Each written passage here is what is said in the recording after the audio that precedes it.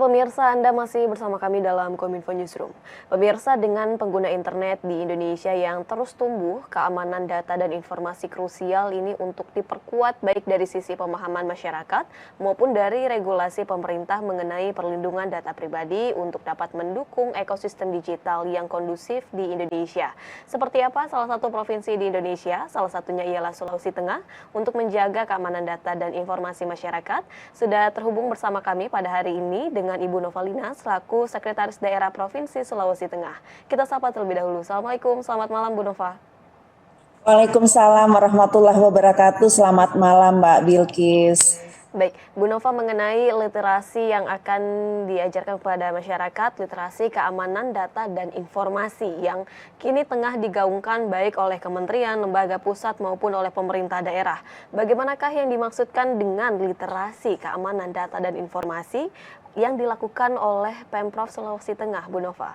Gambarannya seperti apa? Baik Mbak Bilkis, terima kasih. Jadi memang kemajuan teknologi informasi ini membawa keberkahan bagi kita semuanya ya, karena dengan kemajuan teknologi informasi kita mendapatkan banyak kemudahan untuk memperoleh data dan informasi, kemudian melakukan hal-hal yang sifatnya meningkatkan produktivitas. Kemudian juga kita tahu bahwa dengan teknologi informasi hubungan ya sosial kita dengan jaringan media sosial yang ada ini makin cepat dan makin meluas gitu. Nah, itu adalah dampak positif dari kemajuan teknologi informasi. Tetapi kita juga ada tantangan baru bahwa dengan kemajuan teknologi juga ternyata ada dampak negatifnya, dan ini sekaligus merupakan tantangan bagi kita semuanya, di mana dengan kemajuan teknologi maka juga tantangannya yang terkait dengan dampak-dampak negatif seperti pencurian identitas, kemudian penyalahgunaan data dan informasi yang kita share dalam media sosial atau hal-hal lain yang berbasis elektronik ini juga menjadi rawan. Nah, karena itu dibutuhkan literasi digital atau literasi, khususnya literasi yang terkait dengan keamanan dan informasi. Nah, pada kasus seperti ini maka pemerintah Provinsi Sulawesi Tengah juga telah berusaha untuk meningkatkan literasi atau pemahaman masyarakat terhadap kesadaran untuk mengamankan data dan informasinya secara elektronik, sehingga kemudian tidak rentan terhadap hal-hal yang sifatnya negatif yang terkait dengan pencurian identitas atau penyalahgunaan identitas atau hal-hal lain yang kemudian membuat data-data pribadi kita ini menjadi disalahgunakan oleh orang lain karena tadi melalui kemudahan-kemudahan teknologi informasi. Jadi yang diperlukan adalah literasi, bahwa kita semua masyarakat harus paham bahwa menjaga keamanan data dan informasi itu penting untuk kita semuanya. Baik, kemajuan teknologi ini harus diimbangi dengan pemahaman masyarakat mengenai pentingnya pelindungan data pribadi, begitu ya Bu. Untuk di Iya, betul. Sulawesi Tengah sendiri, apakah literasi seperti apa yang dilakukan? Apakah dalam berbentuk sosialisasi atau bentuk pamflet di media sosial seperti itu Bu? Seperti apa? Iya, jadi pemerintah Provinsi Sulawesi Tengah dalam hal ini juga dibantu oleh teman-teman dari Dinas Kominfo Persandian dan Statistik Provinsi Sulawesi Tengah. Dalam beberapa tahun terakhir ini cukup gencar menurut saya untuk melakukan upaya-upaya peningkatan literasi keamanan informasi dan data ini melalui kegiatan-kegiatan yang sifatnya sosialisasi, BIMTEK, ataupun hal-hal lain ya, dengan menggunakan berbagai media dan sarana sosialisasi yang ditujukan tidak hanya kepada masyarakat ya, tetapi juga kita masuk, teman-teman Dinas Kominfo ini udah masuk sampai ke kampus-kampus, ke sekolah-sekolah gitu. Dan termasuk juga ke masyarakat langsung untuk meningkatkan pemahaman masyarakat terhadap pentingnya melindungi dan menjaga keamanan data-data pribadi atau informasi-informasi. Melakukan hal-hal yang seharusnya dilakukan sehingga kemudian data-data informasi ini, data-data pribadi ini tidak bisa dengan mudah dicuri atau disalahgunakan oleh orang lain untuk kepentingan-kepentingan yang tidak sesuai dengan ketentuan gitu. Baik, beragam upaya ini dilakukan untuk mensosialisasikan kepada masyarakat luas ataupun kepada hingga menyasar ke sekolah, begitu ya Bu, mengenai pentingnya melindungi Iya. data pribadi. Kalau dari sisi regulasinya nih Bu, apa saja kebijakan ataupun peraturan yang ada terkait dengan peraturan pelindungan data pribadi Bu? Nah, sebenarnya kan dari tingkat pusat juga sudah cukup banyak ya, Mbak Bilkis, apa peraturan atau kebijakan-kebijakan yang membentengi bagaimana supaya keamanan informasi ini bisa terjaga. Di antaranya adalah Undang-Undang 11 ya yang sudah diperbaharui dengan Undang-Undang 19 tahun 2016 tentang informasi dan transaksi elektronik. Kemudian juga sudah ada juga Inpres tentang sistem pemerintahan berbasis elektronik, termasuk juga Undang-Undang 27 tahun 2022 tentang perlindungan data pribadi. Bahkan pemerintah Provinsi Sulawesi Tengah juga dengan Pergubnya nomor 52 tahun 2022 juga sudah mendorong bagaimana peningkatan upaya-upaya peningkatan atau kebijakan-kebijakan yang terkait dengan peningkatan keamanan informasi melalui peraturan gubernur yang di dalamnya mengatur tentang sistem keamanan dan informasi di Provinsi Sulawesi Tengah. Begitu Mbak Bilkis. Baik, dengan demikian peraturan undang-undangnya sebenarnya juga sudah diterapkan ya Bu ya untuk dari Pemprov Sulteng sendiri untuk melindungi data pribadi dari masyarakat.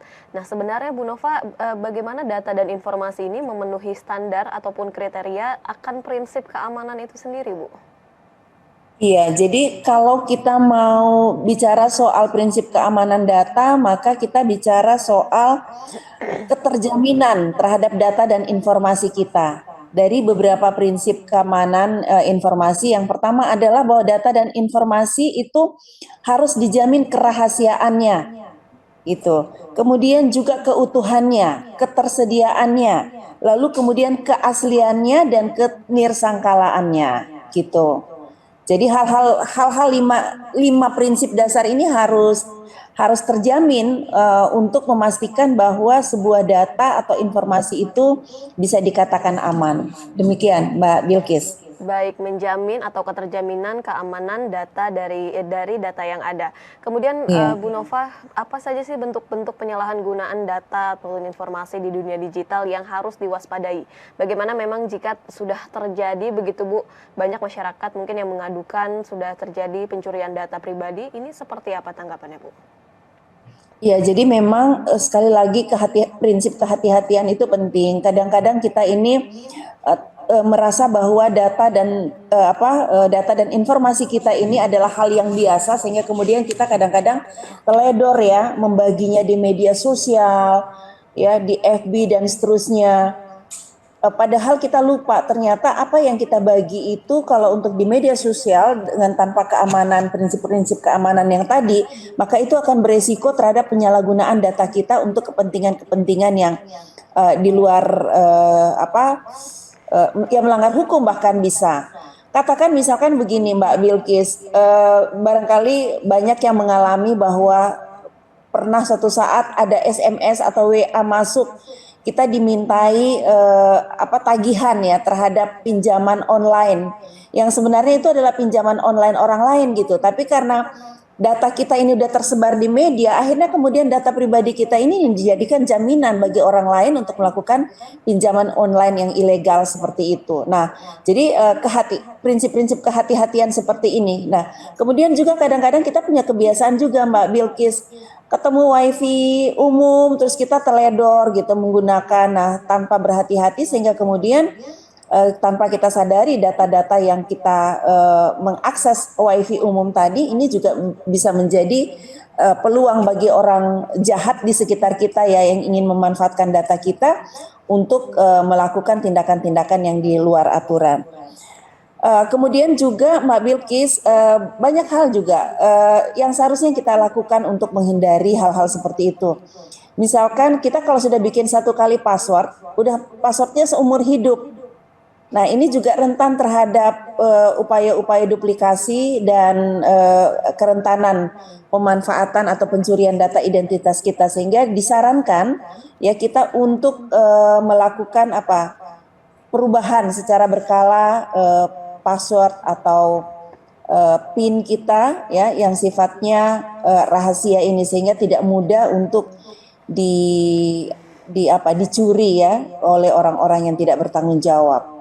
Seperti itu Mbak Bilkis. Baik, berarti secara tanpa sadar mungkin kita pernah ternyata membagikan informasi pribadi kita begitu ya Bu, yang ternyata ini bisa saja dicuri oleh orang yang tidak dikenal dan dipergunakan untuk hal yang tidak diinginkan. Hati-hati ini menjadi sangat penting dan juga tadi kita juga sudah menyinggung mengenai kiat dalam melindungi data dan juga informasi pribadi, salah satunya ialah dengan mengganti password secara berkala begitu ya Bu. Adakah kiat-kiat lain yang dapat diterapkan oleh masyarakat untuk melindungi data dan informasi pribadi mereka Bu? Iya, jadi ya ini lagi fenomena kita berbagi berita di media sosial, ya.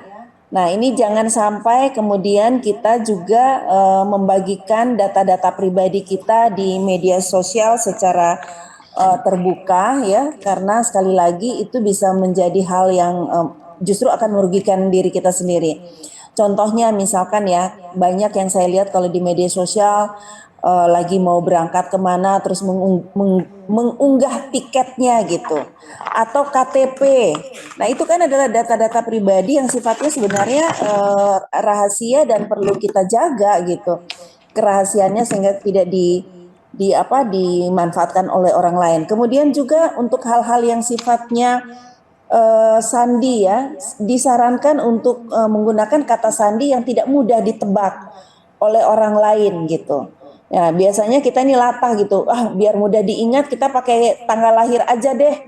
Tanggal dan bulan lahir. Nah, itu gampang sekali ditebak. Nah, disarankan kita untuk melakukan kombinasi kata sandi atau pin-pin dari misalnya katakan ATM kita atau apa dengan kombinasi karakter, huruf dan angka sehingga sulit untuk bisa ditebak ya kata sandinya. Kemudian juga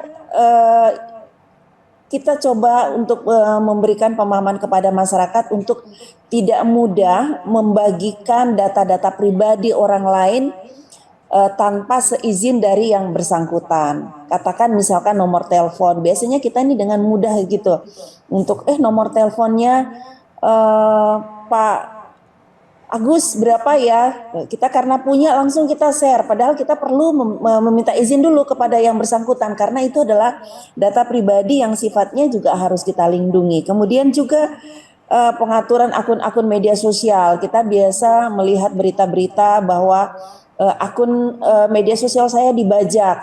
Nah itu karena kita tidak secara periodik mengubah ya ID atau pas dari akun-akun kita sehingga mudah dihack oleh orang-orang yang tidak bertanggung jawab, kemudian mereka melakukan praktek-praktek yang di luar atau melanggar aturan yang mengatasnamakan kita sehingga merugikan orang lain. Nah, itu beberapa kiat-kiat yang saya kira yang bisa kita lakukan atau bisa kita share kepada masyarakat untuk meningkatkan literasi atau peningkatan pemahaman masyarakat terhadap pentingnya keamanan informasi dan trik-trik menjaga keamanan informasi data dan informasi pribadi kita. Demikian Mbak Bilkis. Baik, intinya jangan membagikan data pribadi di media sosial Iya. begitu ya Bu, yang mengakibatkan oversharing begitu. Iya. Kemudian sejauh ini apakah sudah ada aduan dari masyarakat begitu Bu mengenai kebocoran data mereka, dan jika ini terjadi kemana masyarakat Sulawesi Tengah ini bisa mengadu begitu Bu? Iya, jadi masyarakat bisa mengadu ke Dinas Kominfo juga bisa seperti itu ya. Kemudian juga langsung saja bisa juga langsung untuk memperbaharui data. Misalnya katakan telepon dihack itu bisa langsung ke Telkomselnya atau kemana sehingga kemudian bisa dilakukan perlindungan secara segera terhadap kerugian yang lebih lanjut lagi yang disebabkan oleh tindakan pencurian atau penyalahgunaan data pribadi kita. Seperti itu Mbak Bilkis. Baik, terakhir Bu Nova, apa Iya. harapan Bu Saifrof ke depannya mengenai kesadaran aparatur pemerintah Provinsi Sulawesi Tengah mengenai keamanan data pribadi Bu? Silakan. Iya, jadi saya berharap bahwa seluruh ASN atau aparatur sipil negara di Provinsi Sulawesi Tengah ini bisa memahami betapa pentingnya data dan informasi. Karena data dan informasi ini seperti yang Bapak Presiden kita katakan, ini adalah aset, salah satu aset yang besar dan penting, tidak hanya bagi pribadi tapi juga bagi keamanan negara. Nah, karena itu maka semua ASN harusnya memahami dan meningkatkan kesadarannya bahwa harus menjaga data-data pribadinya dan data-data penting dari penyelenggaraan pemerintahan ini. Jadi tidak bisa membagikan secara sembarangan data-data yang penting, dan kalaupun ada data-data yang harus dibagikan itu terlebih dahulu sudah melalui proses verifikasi sehingga memang bisa dibuka secara umum sebagai bagian dari keterbukaan informasi publik. Nah, kemudian juga yang kedua juga saya berharap dengan upaya kita untuk melakukan penguatan terhadap keamanan informasi, maka tim CISAR, tim penanggulangan keamanan dan tindakan insidentil terhadap gangguan keamanan informasi ini bisa diberdayakan seoptimal mungkin untuk memastikan keamanan informasi yang dikelola oleh setiap perangkat daerah. Demikian Mbak Bilkis. Baik, diharapkan ASN di Provinsi Sulawesi Tengah ini dapat memahami dan juga meningkatkan kesadaran akan pentingnya data dan juga informasi pribadi, dan tentunya tim penanggulangan keamanan ini juga dapat diberdayakan jika suatu terjadi kebocoran data, begitu Bu. Terima kasih sekali lagi Bu Novalina selaku Sekretaris Daerah Provinsi Sulawesi Tengah yang telah bergabung bersama kami dalam tema literasi keamanan data dan informasi. Sekali lagi terima kasih Bu Nova, selamat malam, salam sehat selalu. Selamat malam. Dan pemirsa, kami akan kembali dengan beragam informasi lainnya. Tetaplah bersama kami dalam Kominfo Newsroom.